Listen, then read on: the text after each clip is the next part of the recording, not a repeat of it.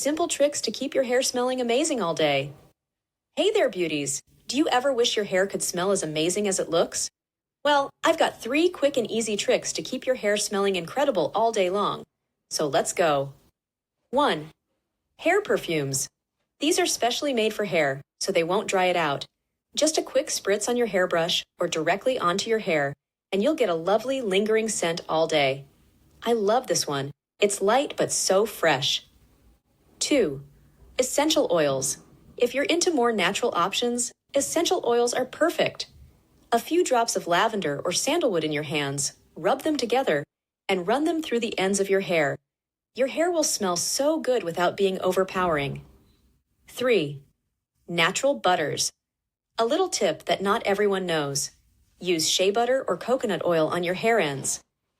A tiny bit massaged into the ends of your hair not only helps with dryness, but it also gives your hair a natural, subtle scent that lasts all day. Plus, it helps with frizz. There you have it. Super simple ways to make sure your hair smells amazing all day long. And don't forget to like and subscribe to Pure Beauty for more content like this. Stay fabulous, and I'll see you in my next one.